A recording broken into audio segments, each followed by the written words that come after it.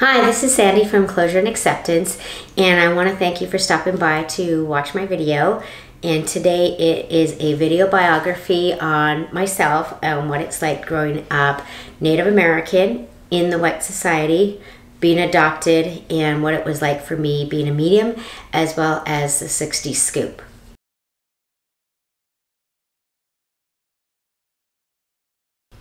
I want to make this video today because I want people to understand what it's like for me. Obviously, I'm Native American, and what it was like growing up in the white society and all the difficulties emotionally that I had endured, in my head of, how hard it is. Some people look at my life thinking, oh, Sandy has it so good. Sandy, had a good upbringing. Sandy,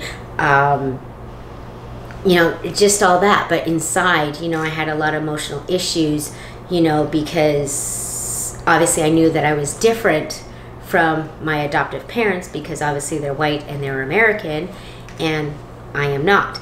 So that is one reason why I want to do it. And also too, I want to talk about what it's like growing up being a medium, how isolating that is, and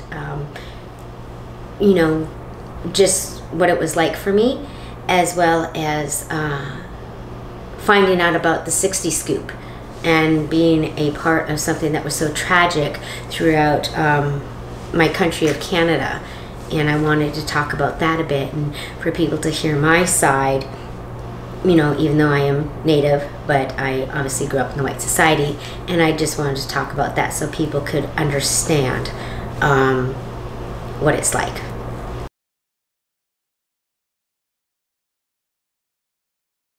What I'm hoping to accomplish with this video biography, like I had stated just a moment ago, is that people do look at my life thinking, Sandy had, a very good upbringing, which I did have.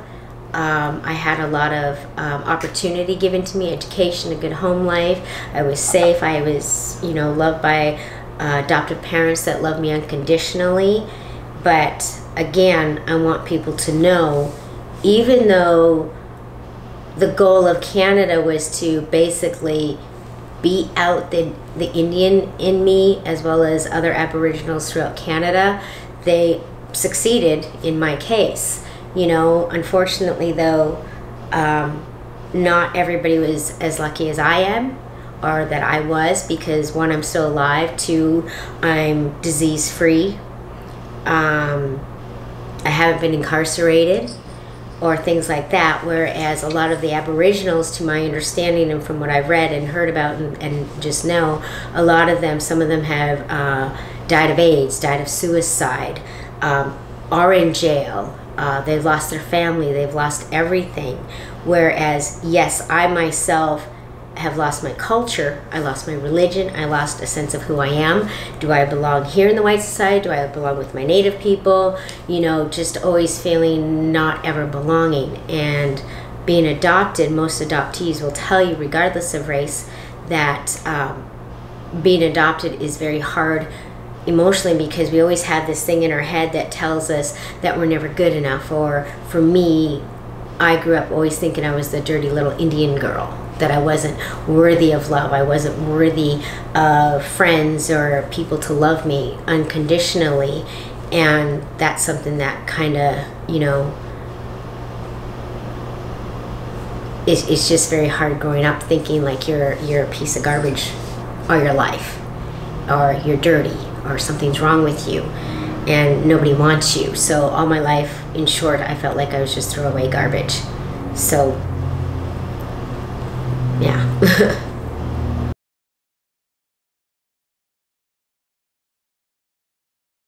My message for me making this video today is because I think it's more of a healing for myself, and opening up more and accepting who I really am. Not just, being a medium, but also trying to embrace the Native part of me, which is something that not intentionally, well, at times I did intentionally hide that I was Native American, because growing up in the small town that I did grow up in, and in Canada, it's not because the people there in my hometown of Thompson, it's not because it was just an underlining shame in general to be Native. I remember being about 11, 12 years old with my group of friends from elementary school, and they would, you know, the natives would be in the bush, you know, smoking or drinking or, you know, inhaling Lysol or whatever it is that they did. And I remember very vividly, like it happened yesterday, a friend of mine said, you know, because they were kind of bashing on, you know, or talking about, you know, the natives and stuff. And I remember one person had said that, well, Sandy's not one of them. She's, well, they said Sandra, but they said she's not one of them. You know, she's not dirty. She's white, you know. And that really struck a chord in me, because it's like, oh, whew, thank goodness that they don't see me as my own people, you know. And it's not because my adoptive parents raised me to be white. They've always embraced me as Sandra. You know, this is the daughter that we adopted regardless of her situation. They love me unconditionally. And I know, you know, even people to this day that I'm still in touch with from my hometown always hold my mom and dad to a very high standard. And, you know, they praise them for the wonderful job that they did and how unselfish it was of them to adopt me from the circumstance that I was taken from. And to my understanding, I was taken away because it was a bad situation, and that the welfare system took me from my biological family because the situation that I was in with them wasn't the best. And I grew up believing that all my life. And thankfully, my adoptive parents have never said that, you know, they never shamed me for being Native. They never shamed me for being adopted. If anything, they embraced it. Especially my dad, he'd always say, you know, if you ever want to find your biological family, we're here for you. We'll support you. We'll help you find it. We'll hire people to find them for you if you'd like. But it was me. I was so confused, because by them saying that to me, it made me feel like, oh, great. You don't want me either. You know, you adopt me, but now you don't want me. I'm not good enough. So far back as I can remember, I always felt like I wasn't good enough, even with all the unconditional love. And again, any adoptee will tell you the exact same thing. We have that low self-esteem. We have that feeling left out, not a part of. We don't fit in. We don't fit in here. We don't fit in there. So where do we belong? But back to my parents, they've always embraced it. I remember growing up in my home, we always had Indian and Inuit artifacts in our home. They always decorated the house, you know, from birch bark biting pictures to mucklucks to things about the native, you know, my culture, because they've always embraced it. So I want to make that very clear. It's not because my parents were ashamed of who I was. They've always encouraged me to do it. But like I said, because of my friends and, you know, growing up in the small town of Thompson, the Native people, unfortunately, were not very well respected or very well treated. And I didn't want to be a part of that. And I remember being very young, telling everybody I was Puerto Rican or anything but who I was, because being Native was something that you just didn't want to be. So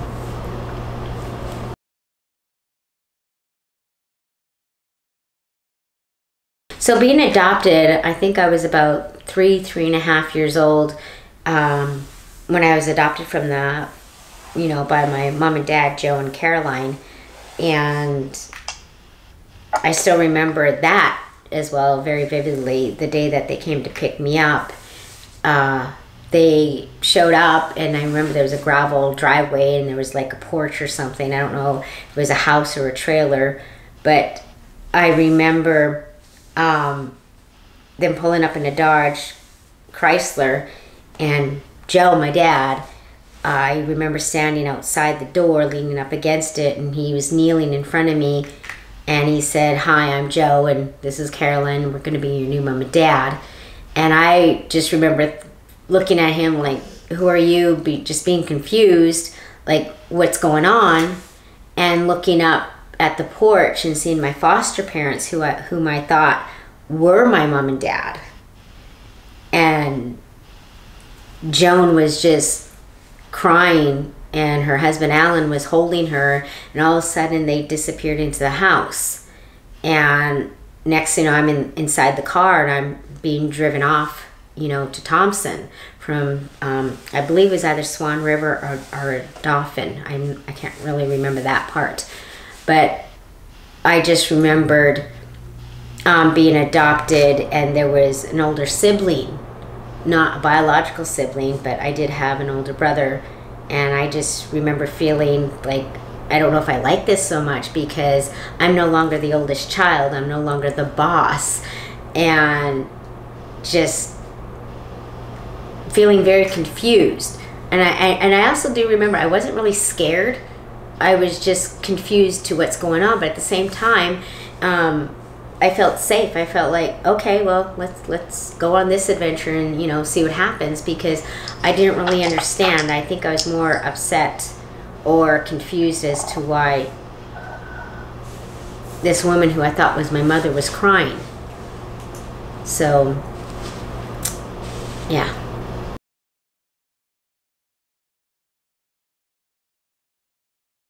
When I first arrived in Thompson,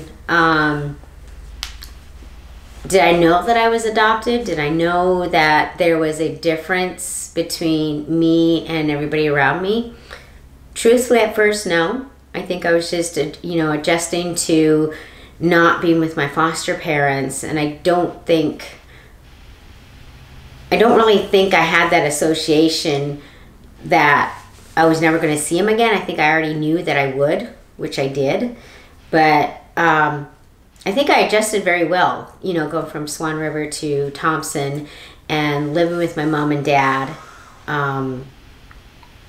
you know, because they made everything, you know, very welcoming. I had my own room. We lived in a house, you know.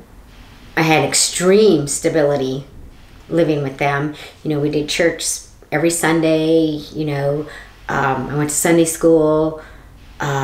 We had friends that we would, you know, spend time with, family friends, church friends, things like that. So I adjusted very well for the first few years. And it didn't really dawn on me that they were white and I wasn't. It just seemed natural to me and very safe. And I was very happy. You know, I was very shy of cameras and having my picture taken, but I think I was well adjusted. But it wasn't until as elementary school progressed and I got a little older, another incident that happened to me, I think I was in grade 4. This boy asked me when my mom came to pick me up to take me to the dentist, and my mom showed up, you know, being white from Maine, and, you know, he in shock asked me, "Is that your mom?" And I said, "Yes." He goes, "But she's white." And I'm thinking, well, yeah, you know, and I just remember going to the dentist feeling very puzzled. It's like, why is she white? Why am I not white? Even though I wasn't a stupid child, but, even though that's debatable, but I knew that I was Native because, like I had said, my parents have always told me, you know, you're Native American, or Native Canadian, or whatnot, and we're white. So it was always in my vocabulary, always in our conversations growing up, but it was more of the school children, or, you know, that would bring it to my attention that, hey, you're not white, and they are. So what's going on with you? Because I think it was a good learning experience for myself, and I guess for my friends, but it was an awareness that was, at that time, it was very painful to me because I felt, again, once, you know, I felt ashamed again for not being white and having more questions as to, why am I not white? What's going on?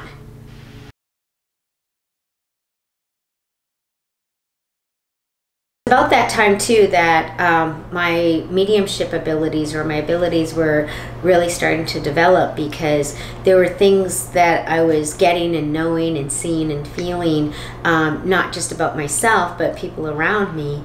And even, you know, as late as, you know, the 90s, you know, my employers or people that I worked with would always say, oh, she's in Sandyland again, because I was always tuning out. And some people would say Sandy's clueless or Sandy's not here, or, you know, truth be told, there was times I was bored with your conversation. But most of the time, instead of looking at you, I was looking around you, above you, or over there somewhere, because I was actually communicating with people's loved ones. At that time, I just thought it was normal. I thought everybody could, you know, do and see what I could see. But it wasn't until I got much older that I realized that not everybody can speak to the dead. And that was another thing that made me feel less than or different than that something was wrong with me, not just being Native or not being white. I also had to contend with being a medium and trying to figure out what it is that I'm doing and able to see. And some of my elementary school friends that I'm still, you know, friends with now, remember saying that, Sandy, you would always say the craziest things, but everything you said would always happen. And even with my mom, Caroline, when I did come out of the closet, so to speak, at 29 years old, I told her something, you know, I knew something was going to happen, and fortunately it did. And that was my opportunity to say, hey, you know, I'm a medium. And she just kind of smiled and said, now it makes sense and we know, type thing. And I said, why? And she goes, because when we first adopted you, you were always saying the darndest things, and everything you said would happen exactly like you said. So obviously, knowing that now, I knew I was giving them future readings. But they would ask me, because I would say crazy things like, I chose you, I watched you. And they would ask me, how? What are you talking about? And I would say, well, I was in my mother's belly, and I would watch you through her belly button, and I chose you. And, you know, I think that's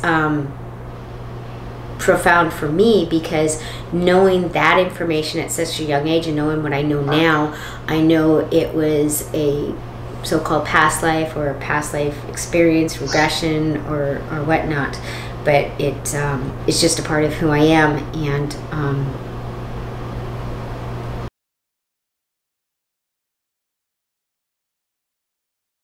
so I guess in essence, you know, just to add a little bit more what it was like growing up Native in a small town, being a medium, and trying to understand who I am. It's not that I didn't have anybody to speak to, but I kind of didn't, because the majority of people that were in my life were all white. And that's just how I grew up. I went to a church that was, you know, mostly white people. Yeah, there were some natives that did attend there, but they weren't, you know, I just didn't relate to them. I didn't understand, because, again, growing up in a small town, you know, it's not like you gravitated towards, you know, the native people, because unfortunately they were not respected, or it was almost like taboo to go talk to them or to be near them, or, you know, or anything like that. So I kind of stayed away from them, not because I'm a mean person or anything. It's just because the society and the times that I grew up in, that's just what you did. And being a child, I didn't really know any difference, even though deep down I knew, okay, those are my people. But yeah, I wasn't even accepted by my own people, because from what I understand now, they would look at me as being a traitor or an apple, which is very derogatory if you're native, because it's saying that you're red on the out, white on the in.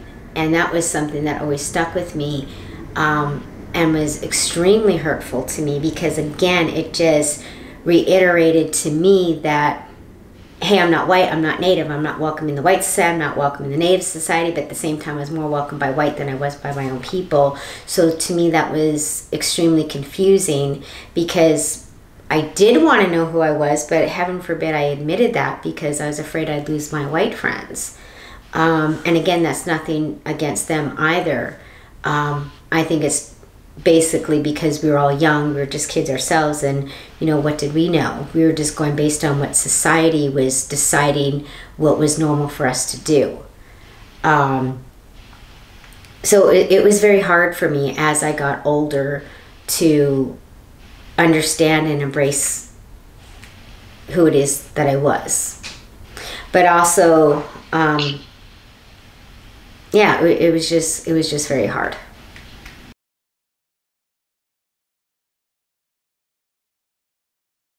So in short, no, I wasn't treated differently that much by my friends or society in Thompson, and I know now that it's because I was raised white, which now is what's going on in Canada with the 60 scoop and everything. It's they succeeded in beating the white into me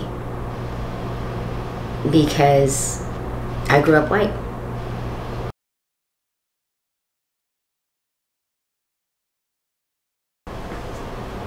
How it affected me as I got older, I became an alcoholic. I started stealing alcohol from friends, and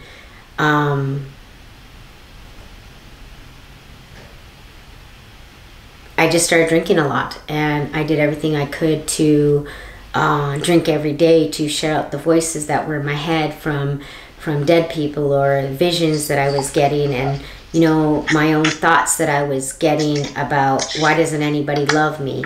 Why was I adopted? Why am I not white? Why this? Why that? So it affected me quite bad because my self-esteem went from hardly being there to not being there at all. And I just remember, isolating and running away from people, and because I didn't want to deal with problems. I didn't want to hear how you were going to hurt me, and I would sabotage my relationships because I felt like, well, if I end this friendship or if I end that friendship,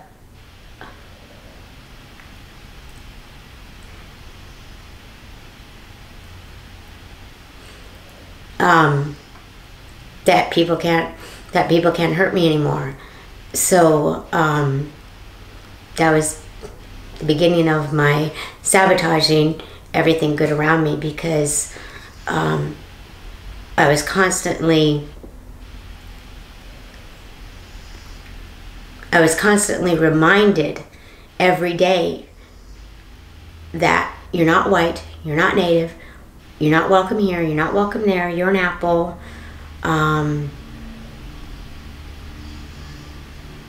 So, even being the age that I am now, it still affects me, and I still sabotage things because I get to that point, well, let me do this so you can't hurt me, and you can't, so I feel like it gives me some sense of control, some sense of stability, that if I break free from you first, you can't hurt me. And the crazy thing about it is, I'm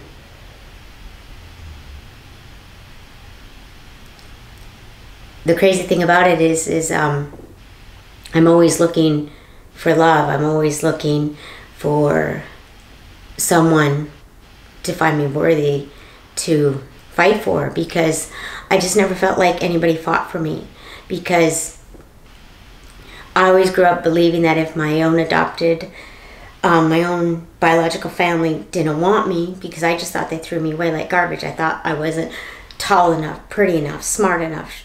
I smelled, and I know that sounds crazy, but I always used to think that I smelled, and that's why, well, they didn't want me, but I heard that, later on in life that they had other kids, and I'm like, well, they kept them, but they didn't keep me.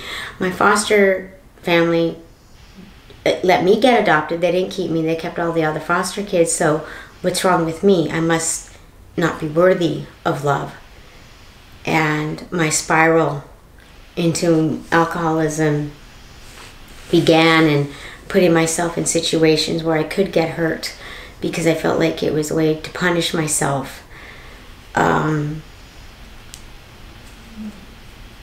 Because I never felt worthy. And I think that most adoptees would feel that way regardless of race or circumstance, that we'd all have that same ism or characteristic, that we have low self-esteem or we never feel good enough, regardless of how old we are and regardless of how we grew up or past or anything like that.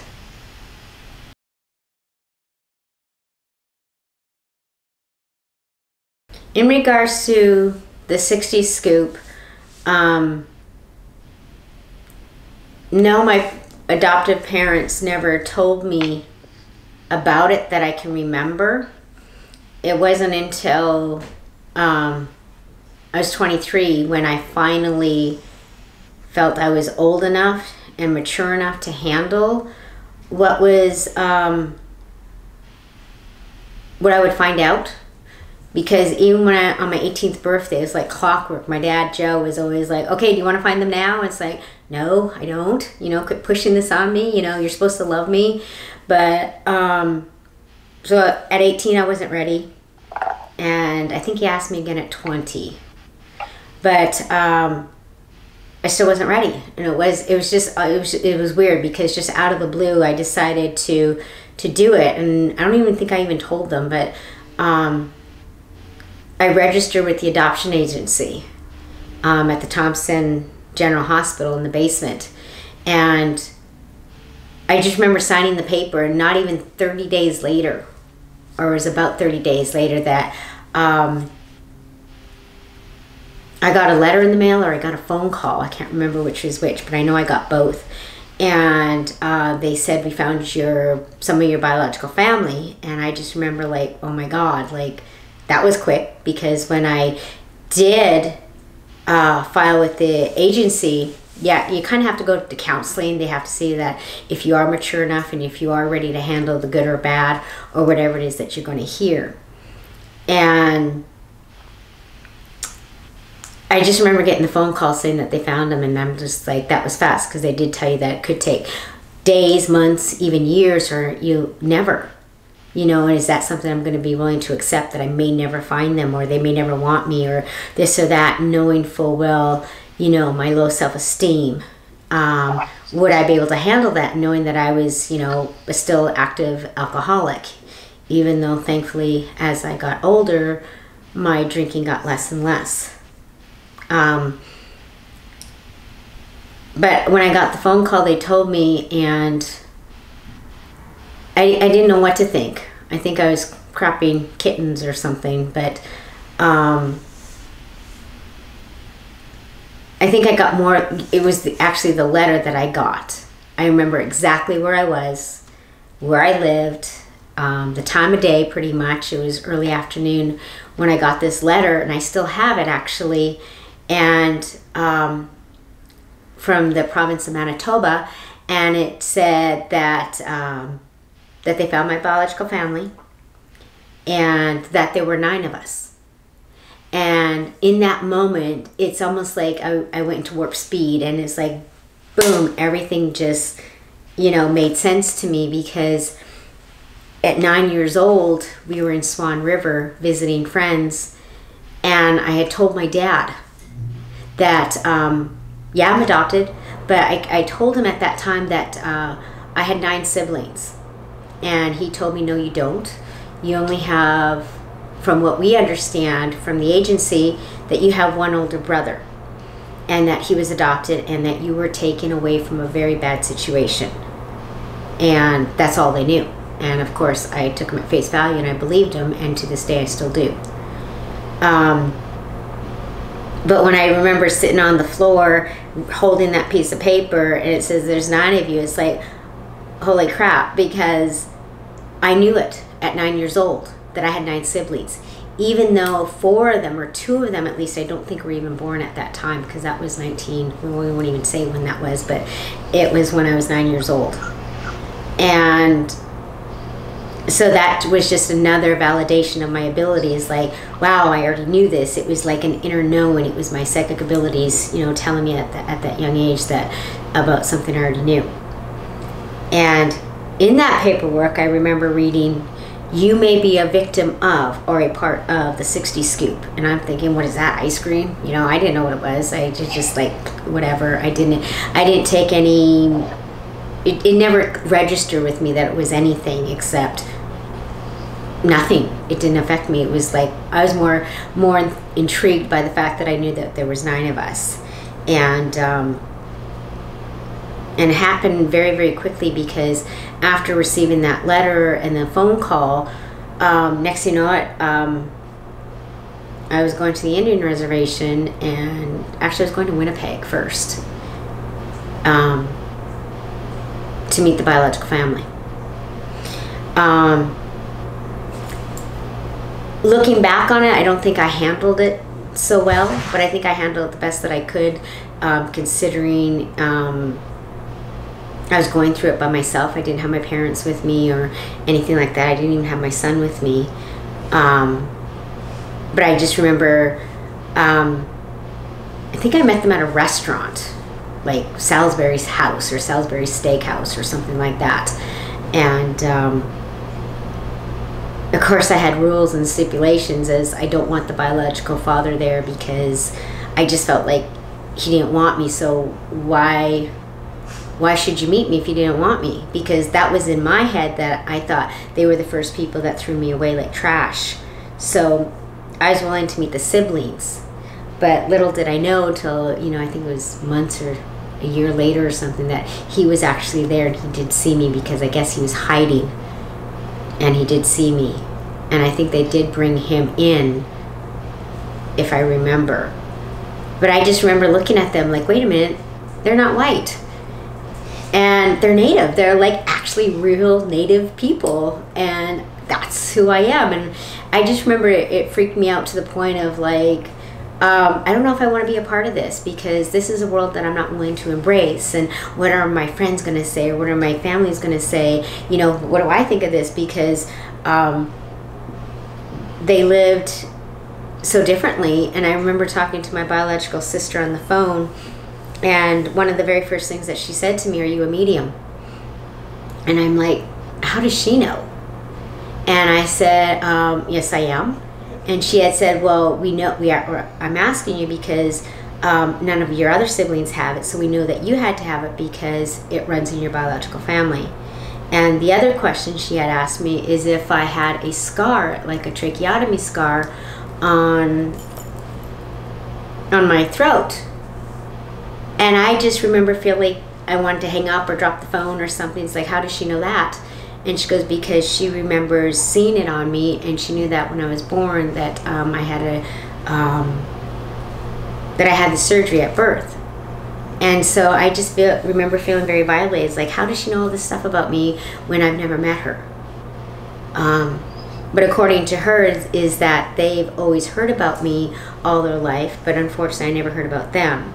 But it wasn't until years later that I realized that, you know, her being my older sister, she still lived on the reservation. She was still very much in touch with the biological family. So everybody knew about me, but I didn't know about any of them. And again, it was another turning point in my life where it's like, again, it's not because I'm racist. It's not because I'm ashamed. But in some essence, I was, because of how I grew up. Not because of my adoptive parents, but because of society. They really made it very difficult for me to naturally embrace who I am because of the stigma that society had against the native culture.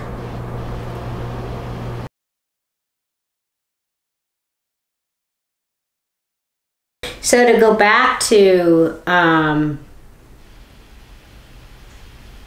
the basement of the Thompson General Hospital, in the counseling services is when I heard about my biological mom who was dead. And I remember thinking, Well, one, I remember running out of the counselor's office and running into the bathroom stall and punching the wall as hard as I can, just so angry and crying. Like I could not stop crying. And then I just stopped myself. It's like, why am I crying over someone I hate, and someone I've never met, and someone who abandoned me, someone who didn't love me enough? And all these thoughts were going in my head, like, I don't love her, I don't like her, I'm glad she's dead. She chose alcohol over me. She chose her other kids over me. So why am I crying over somebody like that? And I just remember being extremely devastated. I couldn't stop crying. My heart was broken and being so confused. And it took me years, but even before that, you know, I know this sounds harsh, but I hated my biological parents because I thought everything else and everybody else and everything was more important to them than me. And thinking that, and then being put into foster care, and then being adopted, and they were the first people that I blamed. Like, why didn't you love me enough? Why did you like alcohol more? Why didn't you fight for me? Why didn't you hunt me down? You know, I have 2 kids of my own. You know, I would walk through fire to find them, to protect them, to be with them. And again, it just made me feel like I wasn't worthy of their love, or they didn't want me. And to me, in my head, they were the first persons to throw me away. But to go back to my biological mother, Lillian, even now I'm surprised I'm saying her name, but I think it's because I'm more mature now and I understand things so much more now. But I couldn't even call her, I couldn't call her that. She was the woman that I hated, or I would call her a name, which I won't repeat. But to me, that's who she was, because I couldn't understand how you could just give up your child.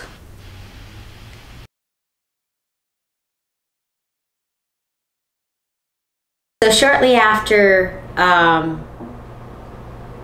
finding the news out about my biological mother, and finding about, you know, the 9 siblings, and that my biological family wanted to meet me, and they did register, actually, I guess years ago, before I did. You know, shortly after that, I found myself going to Duck Bay, the reservation that I'm from, Pine Creek First Nation. And I just remember going there thinking, you know, being all excited, is like, oh my God, I'm going to be able to see where I come from. I'm going to see what they look like. Are they going to look like me? Are they going to sound like me? Are they this? Are they that? And I just remember driving up there. I don't even know who drove me or how or anything, but I just remember driving up there, and I started looking around. It's like, where's the mall? Where's this? Why does this house look like this? Why does this house look like that? And just thinking like, wow, this is a real Indian reservation, you know, because, you know, obviously it didn't have teepees and all this stuff, but it was a world that that was so foreign to me. And I remember meeting my biological sister, her husband, and my little niece Samantha, who was, I don't know, she was small, and Brent. I think there was a baby named Brent. I can't remember who came first, Brent or her other son. But I just remember going there, and her house was normal inside, but I remember thinking, why are you talking like that? You don't sound like me. You don't sound white. You sound native. You know, and to me that was a real shock, and it took me back to, you know, it's almost like instantly I flashed back to, well, Sandy's not a dirty little Indian, she's not this, she's not that, and just thinking, well, apparently, you know, that's who I am. Even though they were very clean and very nice, and, you know, I just remember feeling like a fish out of water. I felt so displaced. I felt like my skin was crawling. It's like, I can't be here because I don't relate, I don't understand. You know, I remember they took me to the bush and they were picking berries, and I'm thinking, why are we picking berries when there's a grocery store? Why don't you just go to the grocery store? And then I remember them telling me that they hunt and fish, and it's like, who does that? That's you know, according to my friends now, I make a terrible Indian because I don't believe in hunting and I don't believe in fishing, and again, I don't think that's to any fault of my own. I think it goes back to Canada doing their job to beat out the Indian in me and make me white. But I know it sounds crazy and stuff now, but even saying it, it's like it's just a world that was so unfamiliar to me. It was one that I guess a part of me hoped I wasn't a part of because I didn't understand. But now being older, it's a part of me that I do want to get to know of and to understand and embrace and to know, because my entire life I've been robbed of myself. Like, who is Sandy or Sandra? Who is Sandra Gail Boucher? Who am I? Am I white? Am I native? You know, do I belong here? Do I belong there? I know for me, I don't feel very welcomed by my own people. And I'm not saying anyone in general. I'm just saying by the culture of the Native people in general. Because when I go there, they see me differently, and when I'm with them, I see them differently. We're in two different worlds. Like, we completely we clash. And I'm used to, you know, having, you know, certain things and doing certain things and stuff, whereas their lifestyle and their lives and their beliefs and everything is so much different than mine. And I don't know, all I can say is the 60 Scoop really, they took everything away from me. They took my culture, they took my heritage, they took my religion, they took me away. I feel fortunate, though, that I'm part of a very small percentage, maybe 0.1% of the people who were adopted and who were, you know, kidnapped and taken away, that had a good life. And the life that I didn't have that was good is because I created it.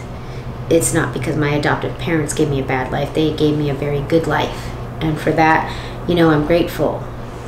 But to go back to the 60 Scoop, I remember August of 2016, I was telling my boyfriend that I keep hearing this dollar amount in my head of 10,000, and him knowing my abilities, that what I say happens.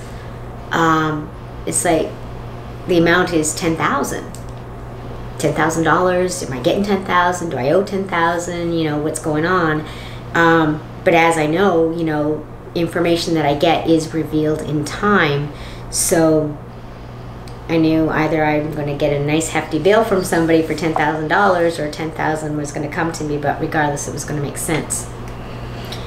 So November 1st came, 2016, and over the years I have been in touch with my biological family via social media, which is has been great.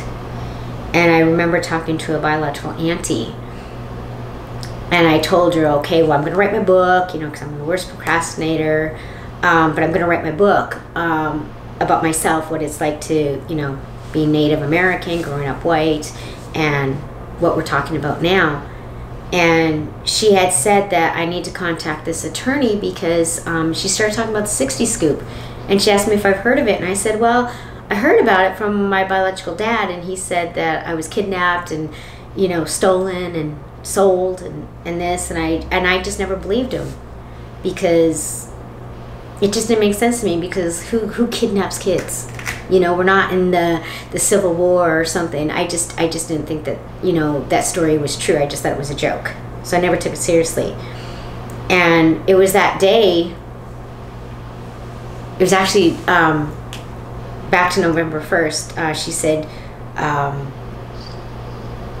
she just kept talking about this attorney. So long story short, the next day I get a phone call from an attorney, and then I had a few reporters, you know, call me, and one being from CBC Canada, and we were talking about the 60 Scoop, and she interviewed me and asked me some questions and stuff, and then the attorney told me that I was part of this $2.3 billion lawsuit in Canada against the Canadian government because back in the 60s, hence the 60s scoop, kids that were born in, I think it was 1959 to 1971, they were literally kidnapped and stolen against their will, against their families' will and consent.